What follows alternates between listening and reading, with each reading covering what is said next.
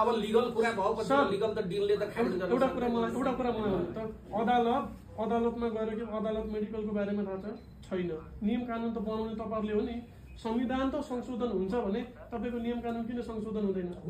किन हुँदैन अस्ति गरेन कहिले गर्नु अस्ति भर्खर गरेन नो सर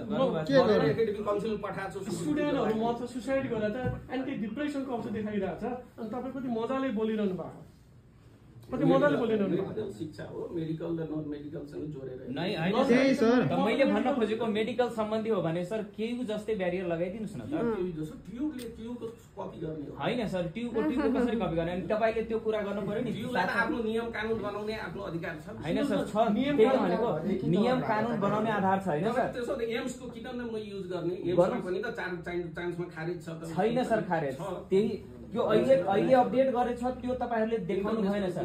अहिले चाहिँ अपडेट गरेको छ भर नै रद्द चाहिँ हुँदैन सर त्यो कुराको त लिगल कुरा भयो नि त हो सर लिगल कुरा त दिनले वा कसैले त हो सर तपाईहरुले सरहरुले जुन अहिले जुन प्रेजेन्ट गर्नुभएको छ नि भिसी कार्यालयमा जुन रेफरेन्स त्यो चाहिँ धेरै पुरानो रेफरेन्स रहेछ त्यो सरले त लिगल सल्लाह लिन्छ पुरानो रेफरेन्स चाहिँ त्यसमा कपी पेस्ट गर्दिन अनि पठाइदिनु माथिल्लो निकाय अहिलेसम्म हामीले लिगल लिएको कुरा त गरिसक्यो 3-4 वटा कुरा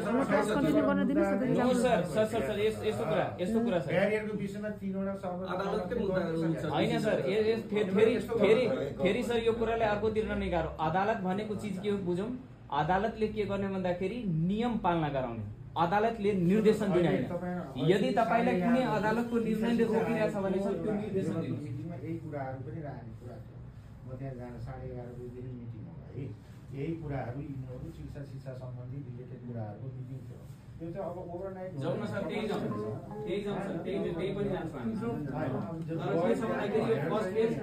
फर्स्ट पेज ब्यारियरहरु दिनु नयाँ चीजहरु आयो जस्तो लाग्यो नयाँ चीज अर्गनाइजेसन सिस्टममा एउटा कन्टिन्युएसन सिस्टम एउटा हुन्छ अर्को चाहिँ लिगल सिस्टम हुन्छ उहाँले अहिले उठाउनु भएको त लिगल कुरा जस्तो लागेको छ